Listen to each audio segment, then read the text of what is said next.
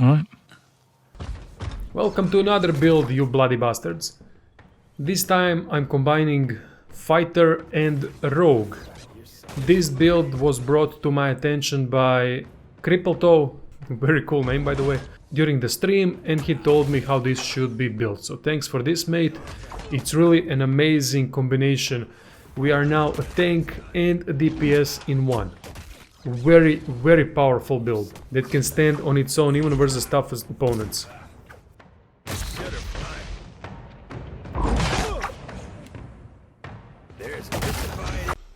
This is the build, Devoted and Street Fighter. These are the passives. You can see that the point of Street Fighter is to be surrounded by enemies. You gain massive bonuses when doing so. As for the Devoted, you may choose only one weapon and stick with it throughout the game. I've chosen daggers, but you don't have to go for daggers. I've chosen daggers mainly because I'm part rogue, so why the hell not? So that's why I've chosen dual daggers. But you can go for swords, they have a good passive. You can go for flails, they have low recovery time. You choose for yourself what you prefer from the weapon types. Just remember that you need to stick with one weapon throughout the whole game to receive these beautiful bonuses from the Devoted subclass. For the race I went with Moon Godlike, simple because when we are hurt, bloodied or near death, we will automatically generate a wave of healing around ourselves. But only for the first time. You don't need to go for this. This is alright bonus, but you can go for something else. Build does not depend on this.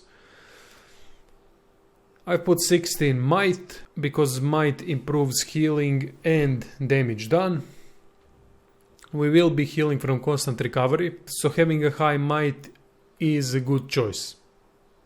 Base Constitution I put 12.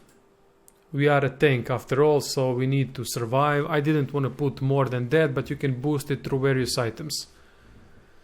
Dexterity at 12. It's not of the utmost importance to have highest possible action speed, but that's why I went with daggers, because they have low recovery time, so that's how I managed to balance it out. Perception needs to be the highest possible. I've dumped intellect completely. But now the thing is, I don't know if cleaving stance from warrior tree is affected by area of effect bonus from intellect.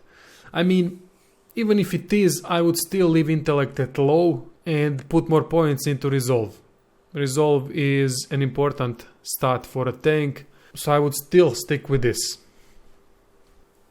As for the gear, I went with medium armor because of the Armored Grace passive from the warrior tree.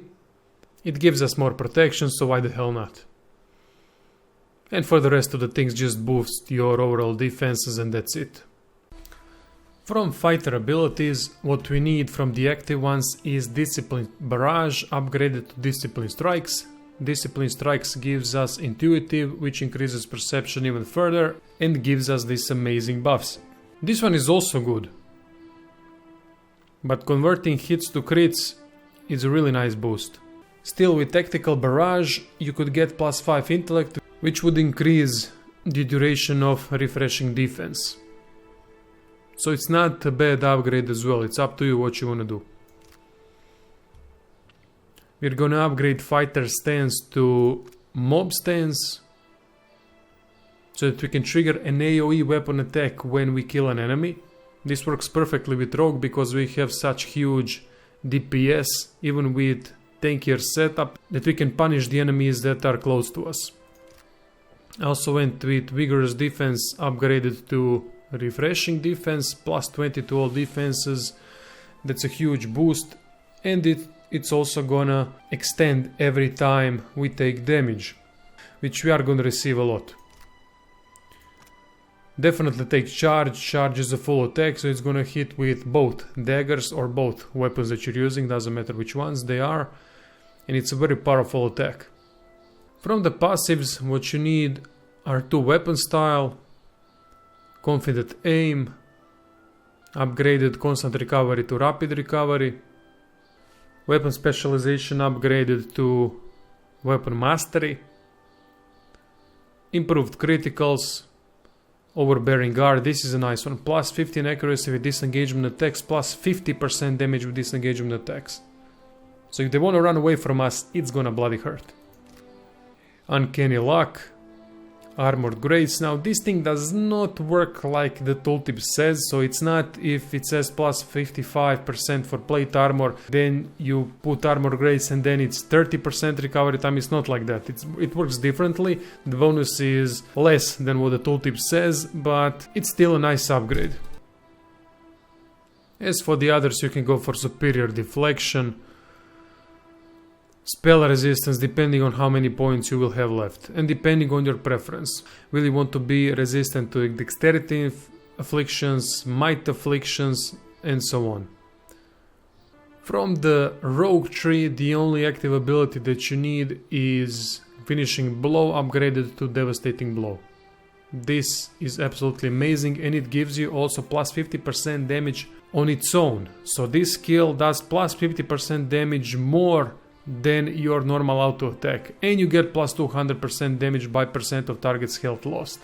As for the passives here, this time we don't need Backstab because we won't be sneaking about.